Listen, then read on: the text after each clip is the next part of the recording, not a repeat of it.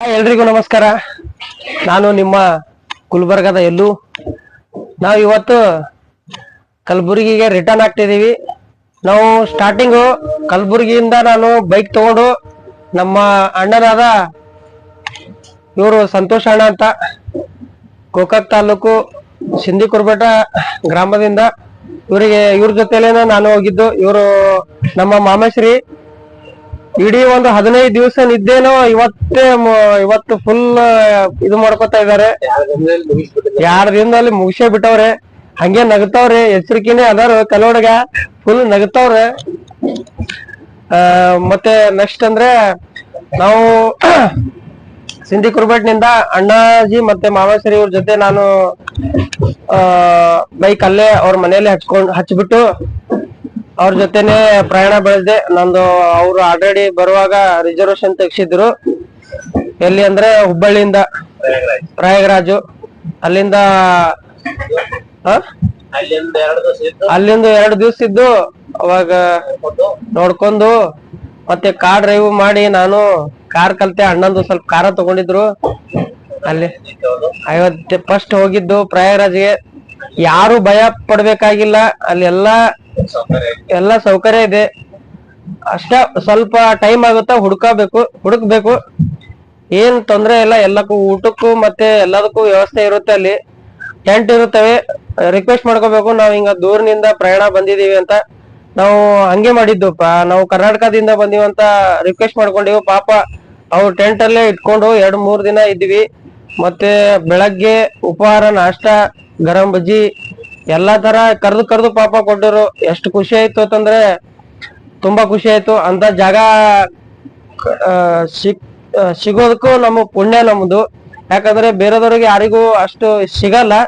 ನಮಗ್ ಸಿಕ್ಕಿತ್ತು, ತುಂಬಾ ಖುಷಿ ಆಯ್ತು ನಮ್ಗೆ.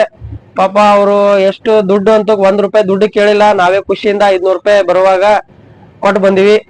ಅದೇ ಮತ್ತೇನಂದ್ರೆ ನಾವು ಅಲ್ಲಿ ಟೆಂಟ್ ಅಲ್ಲಿ ಇದ್ದಾಗ ನಮ್ ಸೆಕ್ಟರ್ ನಲ್ಲೇ ನೀವು ಎಲ್ಲಾ ನೋಡಿರ್ಬೇಕು, ನ್ಯೂಸ್ ಗಳಲ್ಲಿ ಮತ್ತೆ ಇನ್ಸ್ಟಾಗ್ರಾಮ್ ವಿಡಿಯೋಗಳೆಲ್ಲ ನೋಡ್ತಿರ್ಬೇಕು. ಅಲ್ಲಿ ಒಂದು ಅಗ್ನಿ ಅವಘಡ ಆಗಿತ್ತು ನಮ್ಮ ಬಾಜುನ ಸೆಕ್ಟರ್ ನಲ್ಲಿ. ನಾವು 19 ಸೆಕ್ಟರ್ ನಲ್ಲಿ ಇದೀವಿ, 20 ಸೆಕ್ಟರ್ ನಲ್ಲಿ ಇದೀವಿ. 19 ಸೆಕ್ಟರ್ ನಲ್ಲಿ ಅಗ್ನಿ ಅವಘಡ ಆಗಿತ್ತು.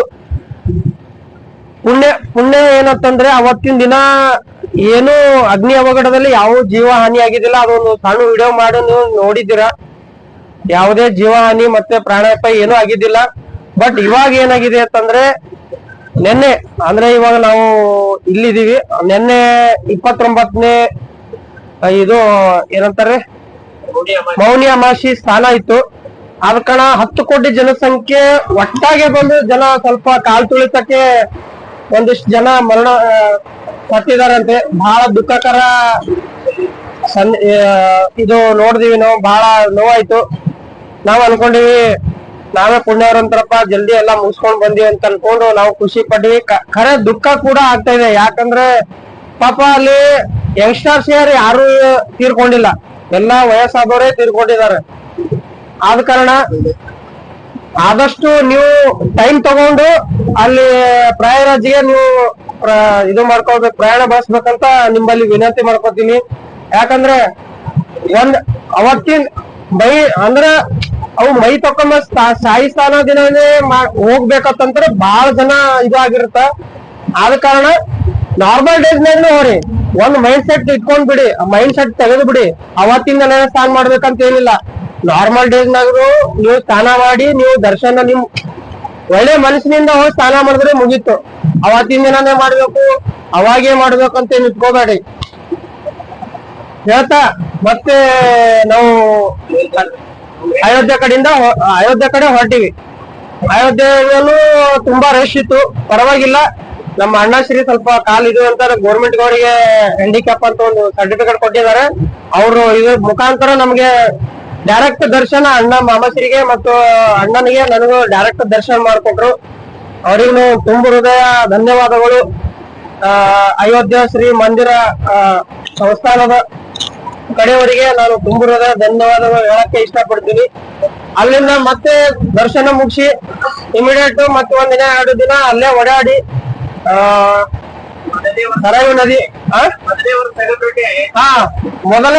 ಮೊದಲನೇ ವರ್ಷ ಸೆಲೆಬ್ರೇಷನ್ 22ಕ್ಕೆ ನಾವು ಹೋದ ವರ್ಷ ನಾವು ಎಲ್ಲಾ ಕಲ್ತು ಅಲ್ಲೇ ನಾವು ಫಸ್ಟ್ ಇಯರ್ ಸೆಲೆಬ್ರೇಷನ್ ಮಾಡಿದೀವಿ.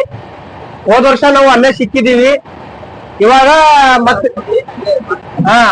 ಅದೇ ರೂಮ್ ಅಲ್ಲಿ ಹಿಡ್ದು ಮತ್ತೆ ಅದೇ ರೂಮ್ ಹಿಡ್ದು ಅಲ್ಲೇ ಇದ್ದು 22ನೇ ಪ್ರತಿಷ್ಠಾಪನೆ ಶ್ರೀರಾಮಚಂದ್ರ ಪ್ರತಿಷ್ಠಾಪನೆ ಅಲ್ಲೇ ಹಿಡಿದು ಅದೇ ರೂಮಲ್ಲಿ ಹಿಡಿದು ಮತ್ತೆ ಬೆಳಗ್ಗೆ ಎದ್ದು ಸ್ನಾನ ಮಾಡಿ ಫಸ್ಟ್ ದರ್ಶನ ಬೆಳಗ್ಗೆನೆ ಮಾಡಿ ಆಮೇಲೆ ಹಿಂದಿರುಗಿದೀವಿ. ಗೇಟ್ ಹತ್ರ ಜೆಂಡಾ ಹಾರಿಸಿ ಜೈ ಶ್ರೀರಾಮ ಘೋಷಣೆ ಕೂಗಿ ಎಲ್ಲಾ ತರ ಎಂಜಾಯ್ ಮಾಡಿದೀವಿ. ಮತ್ತೆ ಭಕ್ತಿ ಪೂರ್ವಕವಾಗಿ ನಮ್ದು ಭಕ್ತಿ ತೋರಿಸ್ತೀವಿ. ತುಂಬಾ ಖುಷಿ ಆಗುತ್ತೆ. ನೆಕ್ಸ್ಟ್ ಅಲ್ಲಿಂದ ಮತ್ತೆ ನೆಕ್ಸ್ಟ್ ಡೇ ಮತ್ತೆ ನಾವು ಕಾಶಿಗೆ ಹೊರಟಿದೀವಿ. ಕಾಶಿಯಲ್ಲೂ ತುಂಬಾ ತುಂಬಾ ತುಂಬಾ ಜನ ಸೇರಿದ್ದಾರೆ. ಕಾರಣ ಕುಂಭಮೇಳ ಎಫೆಕ್ಟ್.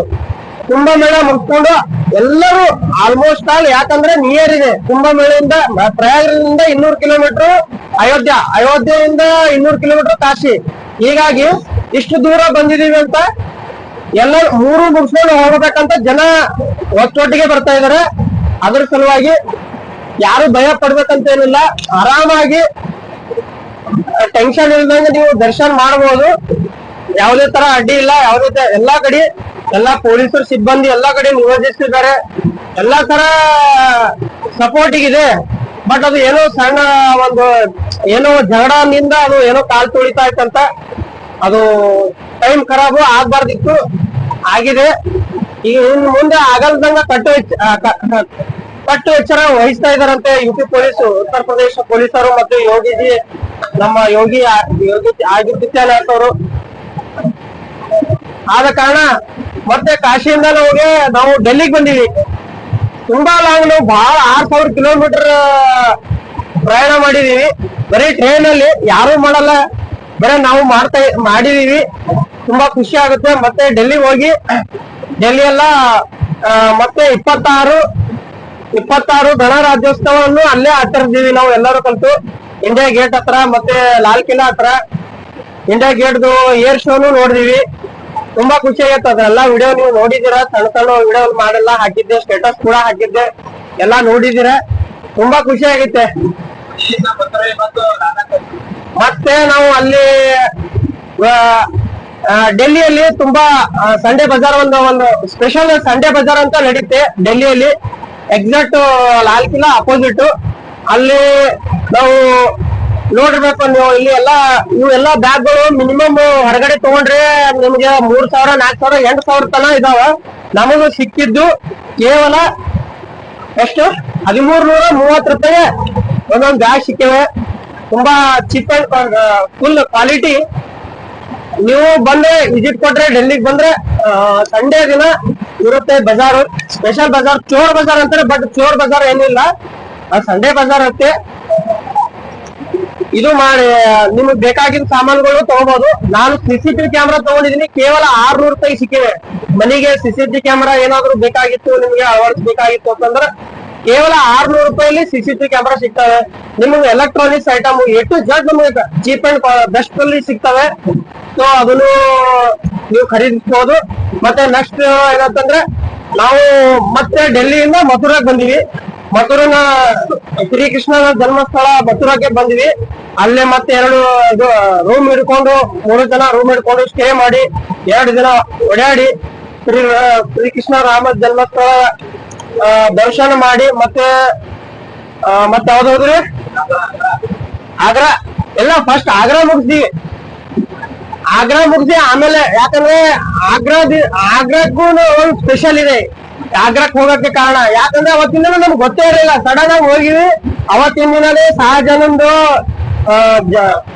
ಜನ್ಮದಿನ ಇತ್ತಂತ ಫುಲ್ ಫ್ರೀ. ಯಾಕಂದ್ರೆ ಎಂಟ್ರೆನ್ಸ್ 50 ರೂಪೀಸ್ ಇದೆ. ಒಳಗಡೆ ಮತ್ತೆ ತಾಜ್ ಮಹಲ್ ಒಳಗಡೆ ಎಂಟ್ರಿ ಅಂದ್ರೆ 200 ರೂಪಾಯಿ ಇದೆ. 250 ರೂಪಾಯಿ ನಮ್ಗೆ ಉಳಿತು. ಯಾಕಂದ್ರೆ ಅವತ್ತಿನ ದಿನ ಅವ್ರು ಶಹಜಾನಂದ್ ಬರ್ತಡೇ ಇತ್ತು. ಆದ ಕಾರಣ ನಾವು ಫುಲ್ ಫ್ರೀ ಆಗಿ ಹೋದಿವಿ. 3 ಜನ ಒಳಗಡೆ ದರ್ಶನ ಮಾಡಿ ಹೊರಗಡೆ ಬಂದು ಮತ್ತೆ ರೂಮ್ಗೆ ಹೋದಿವಿ. ರೆಸ್ಟ್ ಮಾಡಿ ಮಾರನೇ ದಿನ ಮಥುರಾ ಎಲ್ಲ ಅಡ್ಡಾಡಿ ಇವಾಗ ಮಥುರಾದಿಂದ ಮತ್ತೆ ಘಟಪ್ರಭಕ್ಕೆ ಮರಳಿ ಬರ್ತಾ ಇದೀವಿ. ನಾನು ಮತ್ತು ಇದು ಘಟಪ್ರಭ ಬಂದು ಅವ್ರ ಮನೆಯಲ್ಲಿ ಇವತ್ತು 12 ಗಂಟೆಗೆ ರೀಚ್ ಆಗುತ್ತೆ ಇದ್ದು ಬೆಳಗ್ಗೆ ನಾನು ಬೈಕ್ ತಗೊಂಡು ಗುಲ್ಬರ್ಗ್ ಬರ್ತೀನಿ. ಸೊ ಇಷ್ಟು ಮಾತುಗಳನ್ನು ಹೇಳಿ ನಮಸ್ಕಾರ ಮಾಡ್ತೀನಿ. ಜೈ ಹಿಂದ್, ಜೈ ಕರ್ನಾಟಕ.